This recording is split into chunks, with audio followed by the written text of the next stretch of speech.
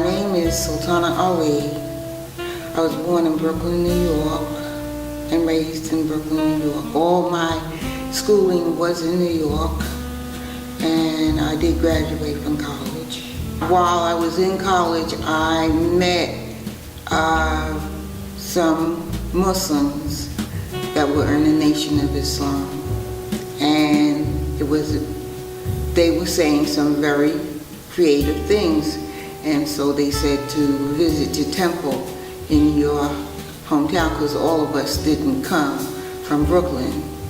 So I went, and that's how I became Muslim, just listening to the teachings. The fact that my grandfather used to say the same thing, and I was like, wow, you know, and I was a child when he was saying that. I was like maybe 6, 7 years old, but I could remember him, you know, and that's how I became Muslim. Imam Muhammad had said that, you know, from 1978, he said that we want change, right? You have to start with self, and self is that you need to change your name, you understand? Just change, okay?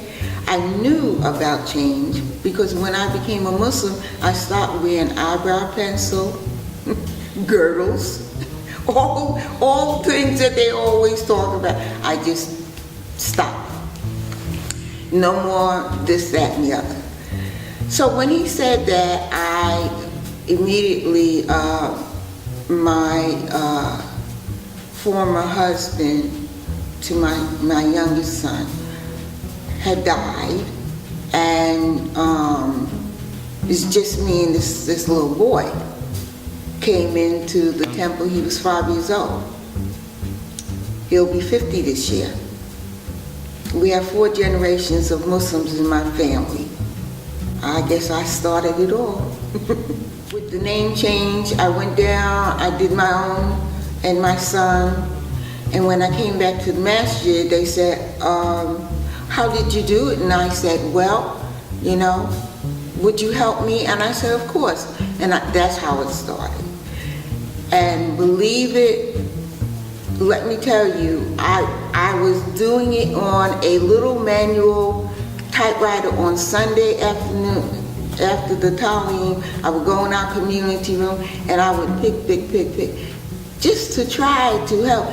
And that's way before I had an electric typewriter, you know, word processor and stuff like that, or a computer. I've had such an interesting life with the name change. The people I've met, the people that didn't even know that their name was significant.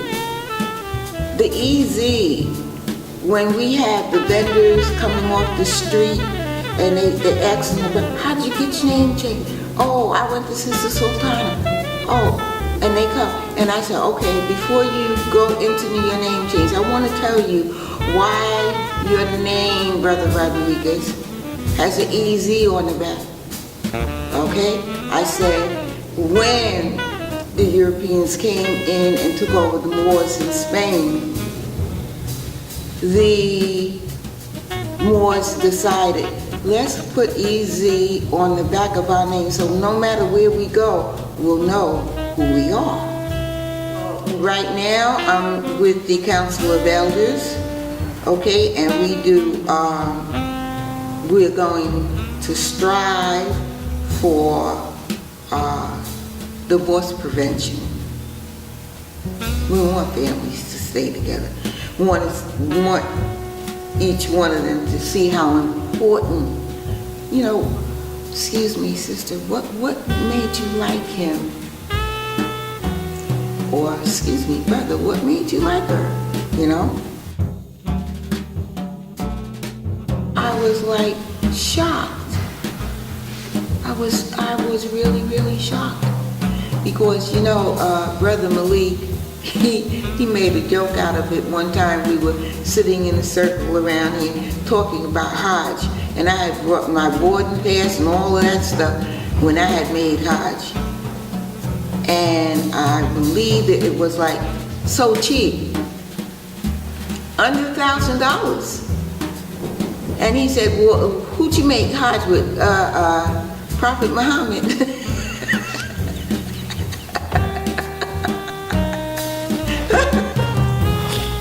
Yeah. Thank Allah for still walking on top of the ground. I'm not in the ground, I'm on the ground. My name is Kenneth Abdul Salam. I was involved in the civil rights movement, I like to call the human rights movement, in the 60s. I quit school as a teenager. I left high school to get involved 24/7, as they say, in the movement. I worked in the South and very instrumental in registering African Americans the right to vote, fighting for their rights to vote in the South. Was involved in Philadelphia, the integration or desegregation of Girard College, which was an all-white school that was in the middle of the African American community that offered a premier education for white boys only from elementary school to high school without any cost to their parents, books, clothes, medicine, etc., fabulous trips. And this institution, 47 acres with 10-foot walls, again, sitting in the middle of an African American community, Cecil B. Moore, a civil rights activist and lawyer, decided that we were going to confront them on May 1st, 1965. And for 7 months and 17 days, we demonstrated police brutality, the police gassed us, ran us over with motorcycles, but we stayed there. We fought it for 7 months and 17 days, and it was finally desegregated. But this desire to help others, I believe, led me to Al-Islam. I was raised as in a sanctified holy family. My mother and father's denomination was Five Baptized Holiness. And my grandfather was an elder in the church. He used to be in charge of like Detroit, Chicago, a large area of the East Coast and Midwest. And so my father, he was very involved in the church. My mother and 8 brothers and sisters. So we always in the church. So I always had a respect and a love for God. And I always thank my mother for introducing me to God. But the idea of God was not the idea that I have now of God. But I had the respect and I had the love for something bigger than me. And I believe that what I was doing, I was going to be blessed for that.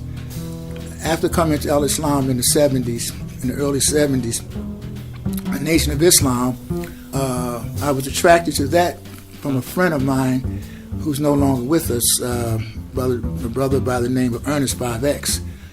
During the 60s, he would come around to the demonstration. He would always be talking about this Nation of Islam and Islam, and the way he talked about it it intrigued me. And I couldn't wait for him to come around again to just lay, as they say back in that time, lay some more on me. And it sort of attracted my curiosity and the idea that African Americans can have their own businesses and do for self. And it was going in my ear. And I met Minister Jeremiah during the 60s because there were a lot of nationalist programs we were doing that Minister Jeremiah would be around the area, or he would be participating in the programs.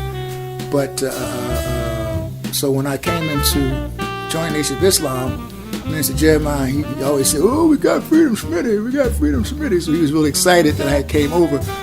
And when the Honorable Elijah Muhammad died, fast forward, when the Honorable Elijah Muhammad died, and Imam Wafdi Muhammad, may God be pleased with him, told us about Islam proper, Islam, Al-Islam as Allah had prescribed or had revealed to Muhammad the Prophet, prayers and peace be upon him, and something just changed in me. So I just reconnected. I didn't have no problem going from the, as they say, the first resurrection into the real Islam. And I jumped in with both feet, just like I did in the civil rights, human rights movement. I just jumped right in with both feet, got involved, worked on committees. I was in,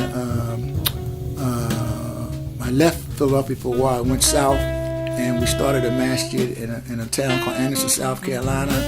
And we got involved immediately with the community, outer community. We were doing interfaith work. Because Imam Muhammad was telling us that we should, interfaith and attract people not like us as Muslims, but go after the community, go into the community and invite people to, what is right.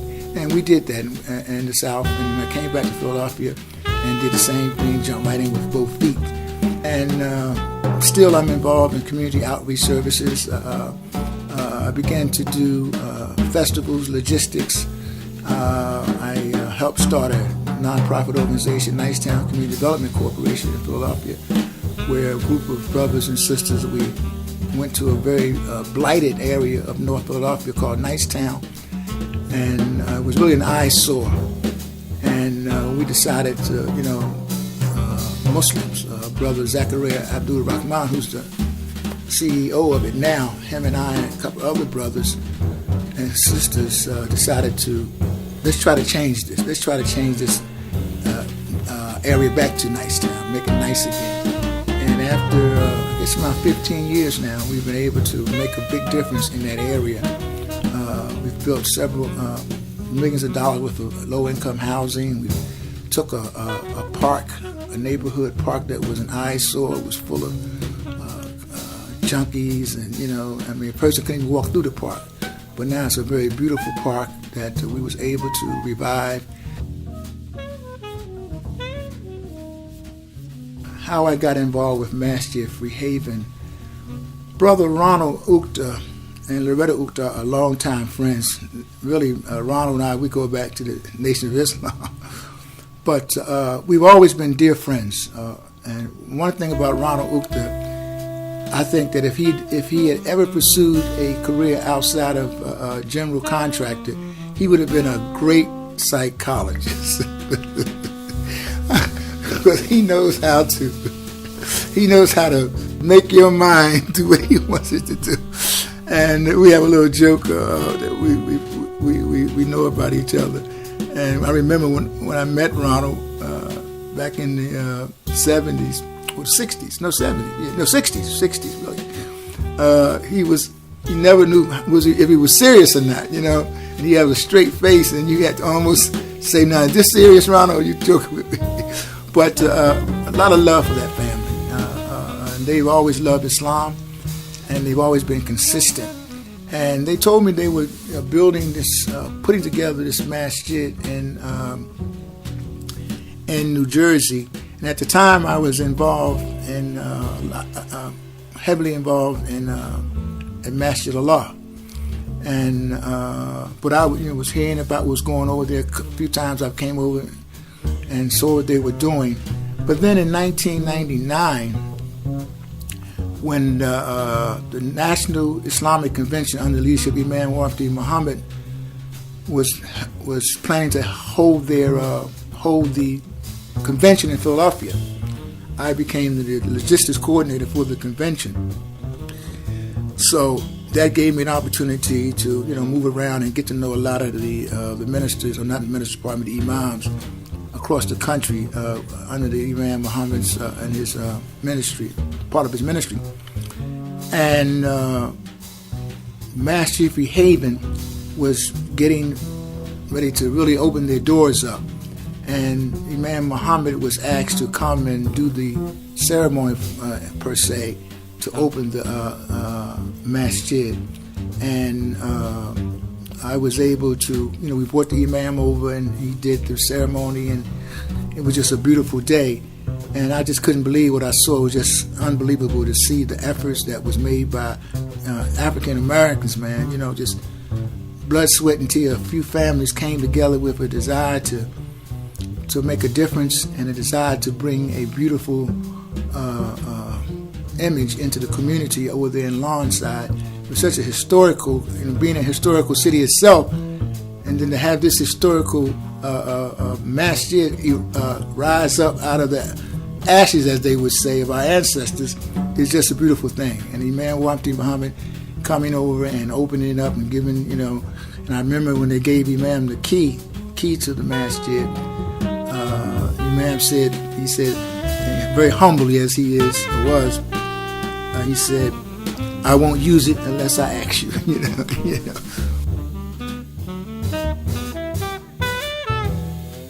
What does it feel like to be honored by Masjid Freehaven? Well, humbly, it's an honor. Sort of threw me off.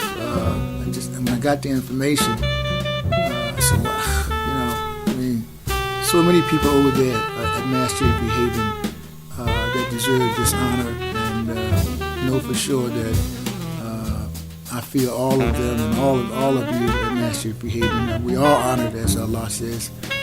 But I was sort of surprised, and I won't let you down.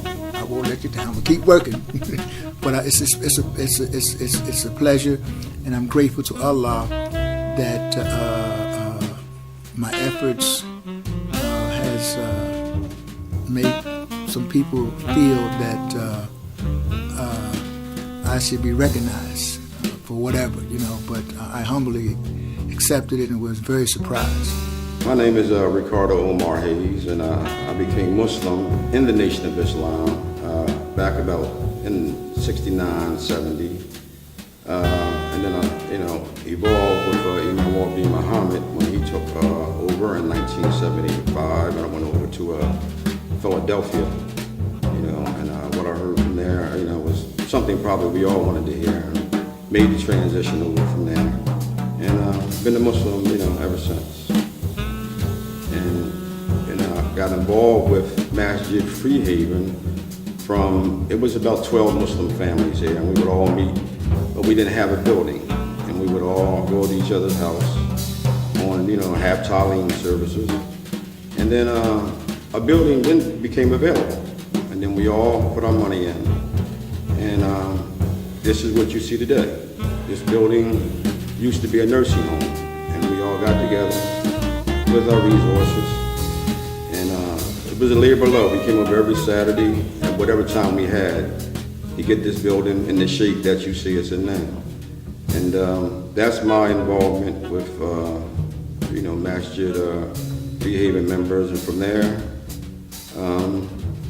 we got a food bank, and Brother Fareed gave me the idea of getting a food bank. I was working with the Parkside United Methodist Church down there, helping them every Saturday, going out to Arnold's Bread Factory, getting bread for them, and bringing it back here to Sunday school, because I was helping out with recreation in Sunday school from 12 to 1, and the parents would bring it. And, the parents would get it, and, they would love it. So from there, we thought about a food bank.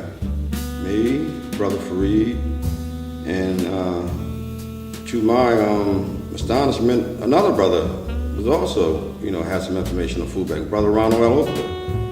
And we put our heads together, and then we went out to the food bank in South Jersey, presented our idea to them, and let them know what we wanted to do. And they came and looked at our place and said our place, met regulations. And not only did we meet regulations, the food bank that was operating here at the time, they closed that Saturday. The Monday we opened, they closed that Saturday. So, the residents of Alongside Borough never missed a beat. Allah was merciful. And the food bank has been, but this is our 5th year going now. And in these years, we've had a lot of people to help. When you have a good idea, you have good people that's going to come and help you. And one of the guys who's been with me for 5 years has been Brother Malik. This brother has been here every Monday. I can only remember maybe 2 Mondays this brother missed. And I met this brother from Freehaven Little League. When we got this masjid going, Brother Malik lived in Summerdale. And he would come over, he would coach, and then he found out about what we were trying to do here, and he became involved. And this brother has been here every step of the way, and there's been a number of people that has helped. This recognition might be for me and my name on it, but believe me, it takes a village to raise a kid. It takes a village to do a pantry. This name is just my name on it. All those other people behind me, their name is also with my name. So when you see my name, they're also with. We used to be on paper. Everything was on paper. And I mean, and at the end of the month, I had to compile all the paperwork. Sometimes it took me 45 minutes, close to an hour. You have little boxes that you have to check, and you have to do all the adding up and make sure all the thing. And then we went to a paperless system. And they said, well, Sister Shirley wants to help. And oh man, Sister Shirley came on. And me and Sister Shirley went to the training session, and we went through the paperless system. And that sister and Sister Felicia Mason, who lives 2 doors down from the Masjid, both of them came in and helped with this endeavor. And boy, have they made my whole life easier. You know, all I have to do now, and most of the guys, now all we have to do is the brute work. You know what I mean? Lifting it, leave the paperwork to them. When they tell you sisters make things easy, sisters make things easy. And it's a host, and then another young sister, Sister Madeline, she came over and helped us. We have people in our ummah and people from out our ummah who helps with this, you know, borough residents. We hope Allah continue to bless us. And I want to say to the other honorees, congratulations. One thing about Masjid Freehaven, they let you smell the roses while you're alive, not while you're dead. And so that brother, good brother, wasn't he? And I appreciate that. So we can keep up the good work. Masjid Freehaven continue this good work. It's a good marriage. It feels good. Anytime you're doing something good, any work you're doing good, and somebody can recognize that good work that you're doing, and plus an organization like this, Masjid Freehaven will go down in the laurels and the history of Lawnside. The first masjid here. You know, Lawnside has a rich history. It's all we're doing is adding to that rich history that it has. You know, and continually the good works that, you know, Lawnside has already done. You know, we're not inventing the wheel here. All we're doing is adding to that wheel.